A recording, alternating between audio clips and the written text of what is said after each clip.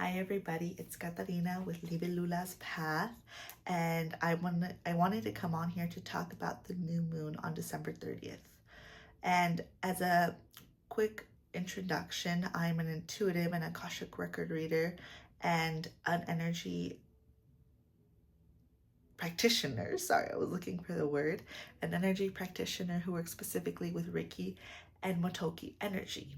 So to begin, the December 30th new moon will be at full potential or full force at 5:27 p.m. Pacific Standard Time. So this is the night of New Year's Eve. So that is going to be a very powerful time because not only are we about to call in the new year of 2025, which is actually the year of the snake, the year of deep transformation and shedding any limiting beliefs, habits, and relationships we no longer need in our lives and that no longer serve us.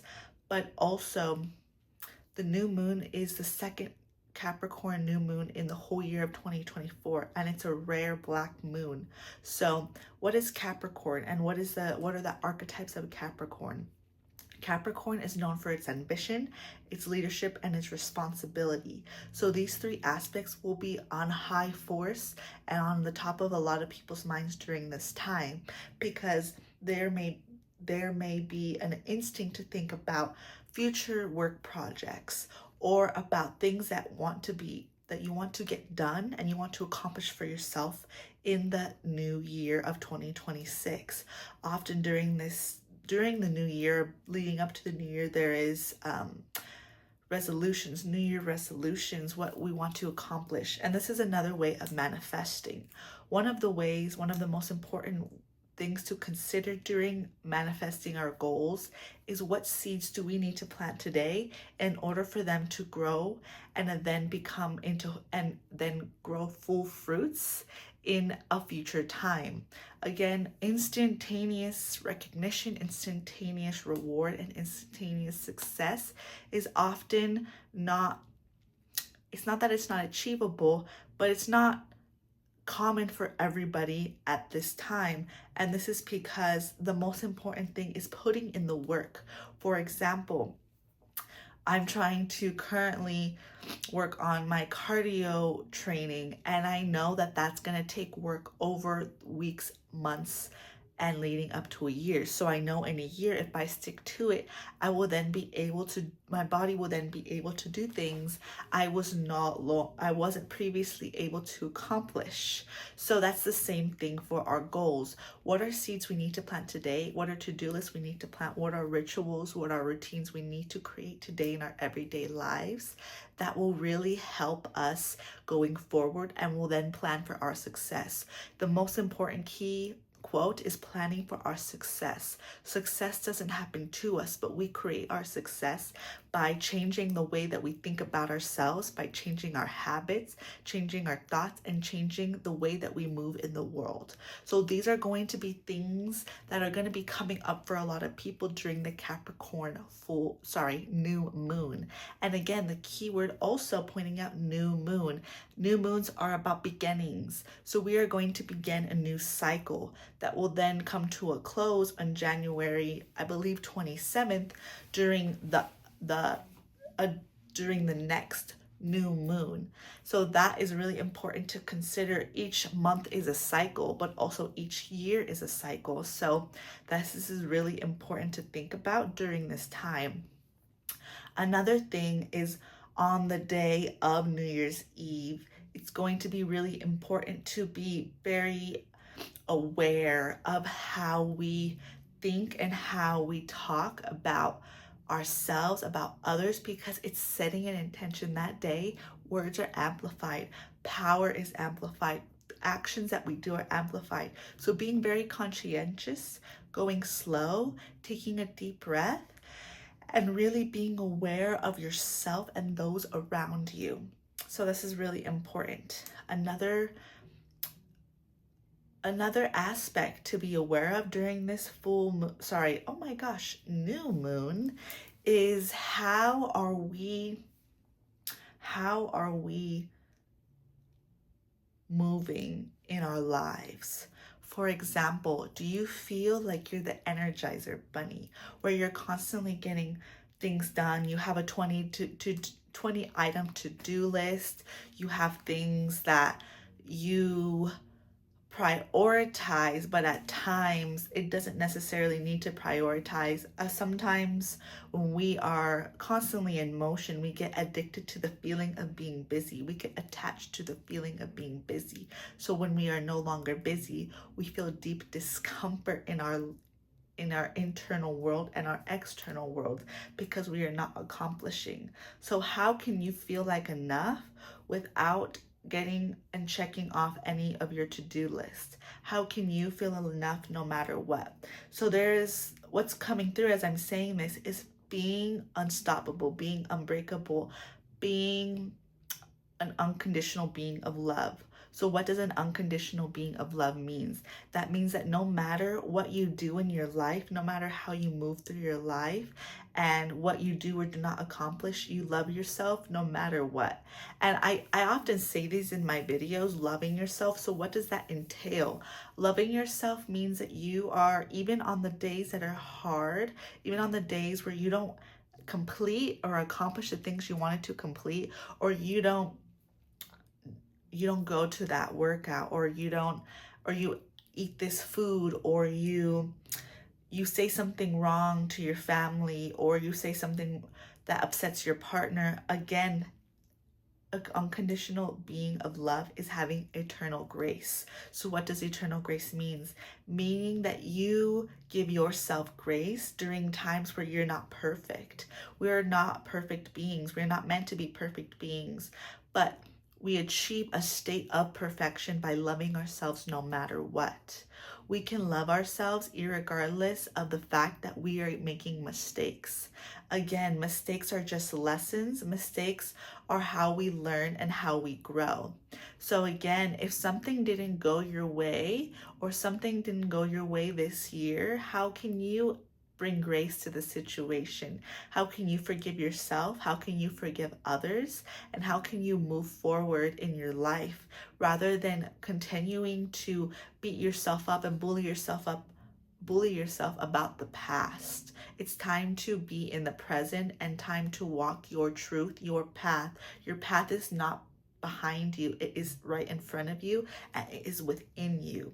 So that's the most powerful, potent lesson to take as we end the year, but also as we call in our manifestations and what we desire for the new moon on December 30th.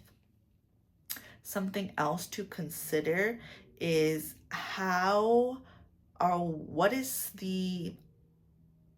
what does healthy mean? That has been coming through, and that is something that Source wants me to talk about, is what does healthy mean to you? For example, for years I told myself I was living a healthy lifestyle, when in reality I was just living a lifestyle of control and restriction. I often felt like I couldn't be my fully expressed self. I often felt like I was trying to control each situation I was in, down to the meals that I was eating. And for me, I am meant to be a free being, the way we're all meant to be free beings, but freedom means different things to each of us. But for me, I had to break loose and break away from the life of restriction, even though I was telling myself I was living a healthy life. I had to walk away from society's programming of what is healthy.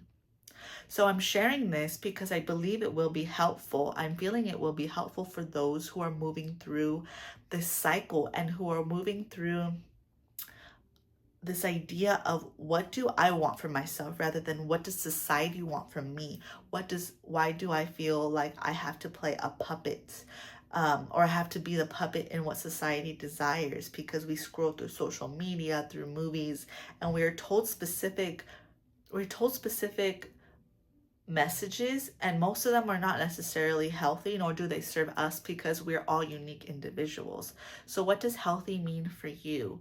Does healthy mean taking a break every single day? Does healthy mean getting a good night's of sleep even if you don't complete the last 4 items on your day's list? Does it mean walking away from a current relationship? Does it mean stopping a conversation before it becomes too aggressive or too full of blame and anger? What does healthy mean for you? And what are the things that are currently coming up in your life that are becoming increasingly difficult to ignore? For example, during winter solstice, a lot of people were faced with really challenging lessons about whether it was their health, whether it was about their relationship to self, relationship to others. It intensifies because we are closing a chapter, and it doesn't necessarily close. You can't necessarily close a chapter in 2 weeks. You can close it maybe physically, but energetically it takes time. It can take months, it can take a year, it can take multiple years, because we are cleansing ourselves from the energy that we carried that got ourselves into a lesson that may have been difficult in the first place. So with health, and what does healthy mean to us, it's how can we surrender. That's the third message of the new moon in Capricorn, is how can we surrender to life. Surrender is something I increasingly talk about, and that my guides and source and the Akasha continually remind me to talk about, because surrender is such, humans are not innately good at surrender because of the generational, ancestral, and societal programming we have inherited in our body, in our energy, in our souls. But surrender is often so difficult because the other day, you watch videos on social media, and I see people having a really hard time with surrender. And then it reminds me how much I need to continually work on surrendering. And we're so mean to ourselves. We're so mean to ourselves because we feel that being mean to ourselves helps us accomplish goals that we don't even necessarily need, or goals that don't necessarily bring us happiness. So surrender is such an important lesson in our lives and in our state of being. How can we, in order to truly transcend from human to soul to living our true purpose, is how can we surrender, and how can we stop white knuckling our life?